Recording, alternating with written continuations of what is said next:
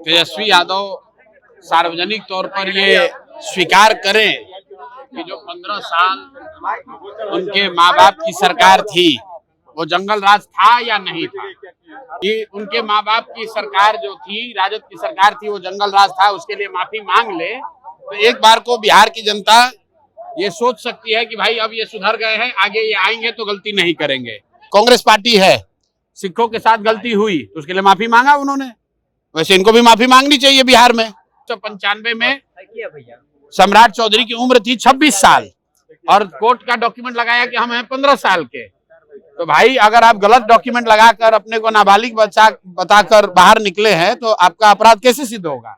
90% से ज्यादा साथी वही चुनाव लड़ेंगे जो जनसुराज से जुड़े रहे हैं, जनसुराज के इस प्रयास को, इस परिकल्पना को घर घर पहुंचाने में कंधा लगाया है।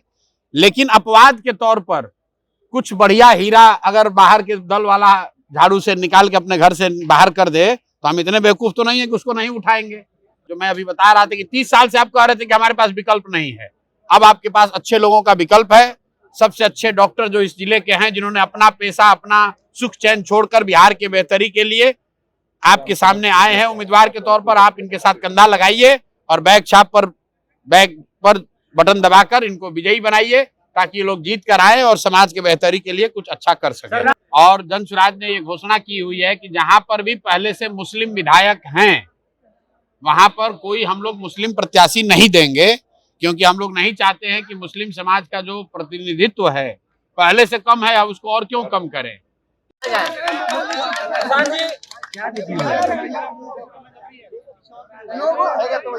तेजस्वी यादव ने कहा है कि नीतीश कुमार 20 सालों में पलायन खत्म नहीं कर पाए हैं, हम नया बिहार बनाएंगे।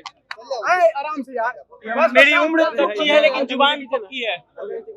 भाई नीचे भाई पहले तेजस्वी यादव सार्वजनिक तौर पर ये स्वीकार करें कि जो 15 साल उनके माँ बाप की सरकार थी वो जंगल राज था या नहीं था।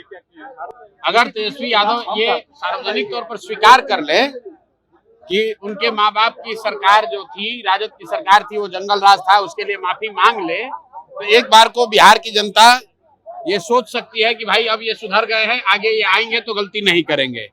जो व्यक्ति ये मान ही नहीं रहा है कि 15 साल जंगल राज चला था, वो आदमी जीत कर आएगा तो वही काम करेगा जो पहले हुआ है। इसलिए तेजस्वी यादव, जब तक तेजस्वी यादव और राजद के लोग अपने 15 साल के जंगल राज के लिए उसको स्वीकार नहीं करते हैं कि जंगल राज था, उस समय बिहार के लोगों के साथ गलती हुई, उसके लिए माफी नहीं मांगते हैं, तब तक तेजस्वी यादव का विकास पर बात करना, बेहतरी की बात करना बिल्कुल बेमानी है। प्रधान जी, तेजस्वी यादव ने यह भी कहा है कि मेरी परछाई भी गलती करेगी तो उसको सजा दिलाएंगे। अभी तो 3 साल थे उप मुख्यमंत्री, तो क्या किए हैं? उनकी परछाई नहीं, उनके बाबूजी, उनकी माताजी, ये खुद इनके पार्टी वालों ही तो गलती की है। उसके लिए आप माफी नहीं मांग रहे हैं तो जो गलती की है उसके लिए माफी मांगने के लिए सार्वजनिक तौर पर तैयार नहीं है तो आपको सजा कौन दिलवाएगा? कांग्रेस पार्टी है, सिखों के साथ गलती हुई तो उसके लिए माफी मांगा उन्होंने, वैसे इनको भी माफी मांगनी चाहिए। बिहार में अपने राजद के शासन काल में हुए नरसंहार के लिए, दुर्व्यवहार के लिए, बिहार के बदतरी के लिए जो भी गलती इन लोगों से हुई उसके लिए माफी मांगना चाहिए। सम्राट चौधरी ने आज एक इंटरव्यू में कहा कि अगर एक भी अपराध सिद्ध हो जाता है तो हम राजनीति छोड़ देंगे। तो अपराध सिद्ध कैसे होगा? जब ट्रायल चलेगा तब ना होगा। तो पहले जो फर्जी सर्टिफिकेट लगा कर निकले हैं वो बताए कि भैया वो फर्जी था, हम पर ट्रायल चलाया जाए। अपराध सिद्ध कैसे होगा? जब आप पर ट्रायल चलेगा। तो ट्रायल तो चला नहीं आप पर, आपने कह दिया कि हम नाबालिग है गलती सर्टिफिकेट लगाकर, और जबकि अभी एफिडेविट दिए हैं, तारापुर से चुनाव लड़ रहे हैं, उसके हिसाब से 1995 में सम्राट चौधरी की उम्र थी 26 साल और कोर्ट का डॉक्यूमेंट लगाया कि हम हैं 15 साल के।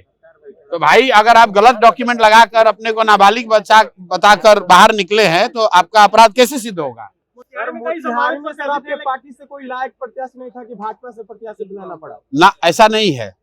पिछले 2-2.5 वर्षों में हमने कहा है कि 90% से ज्यादा साथी वही चुनाव लड़ेंगे जो जनसुराज से जुड़े रहे हैं, जनसुराज के इस प्रयास को, इस परिकल्पना को घर घर पहुंचाने में कंधा लगाया है। लेकिन अपवाद के तौर पर कुछ बढ़िया हीरा अगर बाहर के दल वाला झाड़ू से निकाल के अपने घर से बाहर कर दे तो हम इतने बेवकूफ तो नहीं है कि उसको नहीं उठाएंगे। कूड़ा करकट उस दल से हटेगा तो उसको नहीं पकड़ेंगे। लेकिन अच्छा अगर कोई मान लीजिए कि सोना का गहना झाड़ू से बहारने में निकाल के बाहर कर दिया तो उसको हम उठाएंगे। तो अतुल वैसे ही, डॉक्टर अतुल वैसे ही बेहतर व्यक्ति है और दल में चर्चा हुई और सारे जो संगठन के हमारे यहाँ साथी हैं उन्होंने कहा कि डॉक्टर अगर अतुल आते हैं तो उससे बेहतर होगा। तो वही अपवाद के तौर पर जो 12 से 15 लोगों को टिकट दिया गया है जो कि पहले से जनसुराज में नहीं जुड़े थे, उसी में डॉक्टर अतुल भी हैं। और मेरा विश्वास है कि मोतिहारी की जनता इस बात से सहमत होगी कि ये अब जितने भी उम्मीदवार यहाँ खड़े हैं मोतिहारी में किसी भी दल से, उसमें ये सबसे बेहतर व्यक्तित्व के धनी हैं, व्यक्तित्व के मालिक हैं। इन्होंने समाज के लिए कुछ किया है, कुछ करने का इनका जज्बा है और जनसुराज के प्लेटफॉर्म से खड़े हैं। और मेरा आग्रह है कि इनको और डॉक्टर LB प्रसाद, दो आपके जिले के प्रसिद्ध डॉक्टर जनसुराज के टिकट से लड़ रहे हैं, एक ढाका से और एक मोतिहारी से। और दोनों लोगों को आपकी और यहाँ के लोगों की जिम्मेवारी है। जो मैं अभी बता रहा था कि 30 साल से आप कह रहे थे कि हमारे पास विकल्प नहीं है, अब आपके पास अच्छे लोगों का विकल्प है। सबसे अच्छे डॉक्टर जो इस जिले के हैं, जिन्होंने अपना पैसा, अपना सुख चैन छोड़कर बिहार के बेहतरी के लिए आपके सामने आए हैं उम्मीदवार के तौर पर, आप इनके साथ कंधा लगाइए और बैग पर बटन दबाकर इनको विजयी बनाइए ताकि ये लोग जीत कर आए और समाज के बेहतरी के लिए कुछ अच्छा कर सके।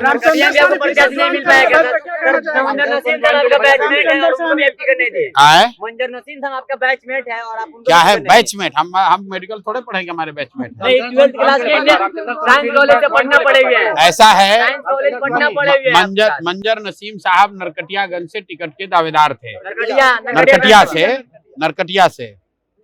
और जनसुराज ने ये घोषणा की हुई है कि जहां पर भी पहले से मुस्लिम विधायक हैं वहां पर कोई हम लोग मुस्लिम प्रत्याशी नहीं देंगे, क्योंकि हम लोग नहीं चाहते हैं कि मुस्लिम समाज का जो प्रतिनिधित्व है पहले से कम है, अब उसको और क्यों कम करें।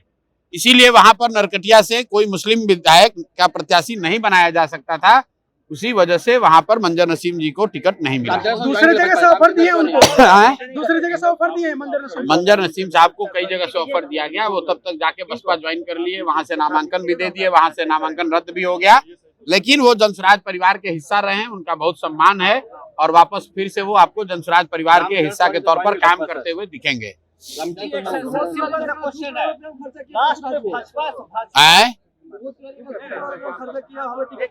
बिहार में सुन लो मेरी बात, हर आदमी के सवाल का जवाब देना जरूरी नहीं है, लेकिन बिहार में किसी के पास अभी इतना पैसा नहीं है कि प्रशांत किशोर और जनसुराज का ईमान खरीद सके।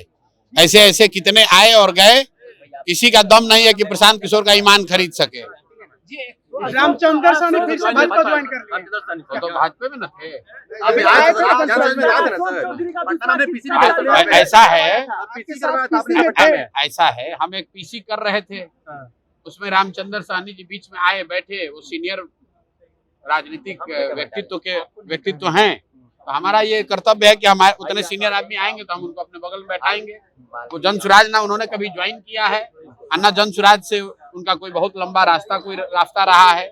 वो भाजपा से ही राजनीति करते रहे हैं, भाजपा के टिकट से ही विधायक थे। भाजपा ने टिकट नहीं दिया तो VIP से लड़े, वहां से भी टिकट नहीं मिला तो इस बार इधर उधर अपना कहीं कोशिश कर रहे होंगे। लेकिन रामचंद्र साहनी जी का मैं बहुत व्यक्तिगत तौर पर सम्मान करता हूँ, उन्होंने समाज के लिए कुछ अच्छा काम किया है, इसके लिए उनका सम्मान है। और अब किस दल से वो राजनीति करते हैं ये उनकी स्वेच्छा है, हम उसके लिए क्या कह सकते हैं। अशोक चौधरी पर दूसरा किस्त कब जारी होगा सर? अरे भैया अब तो किस्त जारी हो गया, अशोक चौधरी सरेंडर कर गए, बोल दिया कि अब न्यायालय में कुछ नहीं करेंगे, जनता की अदालत में जाएंगे, और जनता की अदालत में भी नहीं गए, डर के मारे चुनाव भी नहीं लड़ रहे हैं। कम से कम 2-3 लोगों पर जिन पर आरोप लगा वो लोग चुनाव लड़ने गए हैं, अशोक चौधरी तो चुनाव लड़ने भी नहीं गए, और जो मानहानि का नोटिस भेजे थे उस सबसे भी बैकआउट करके भाग गए, डर के मारे स्वीकार कर लिया एक तरीके से कि जो उन पर आरोप लगा है वो सही है। और बिहार में आप लोग तो YouTube चलाते हैं, अपने चैनल पे डाल दीजिए कि बिहार का सबसे भ्रष्ट 3 मंत्री कौन है, तो उसमें अशोक चौधरी का नाम जरूर आएगा, ये मैं आपको दावे के साथ लिख के दे सकता हूँ। चलिए बहुत बहुत धन्यवाद।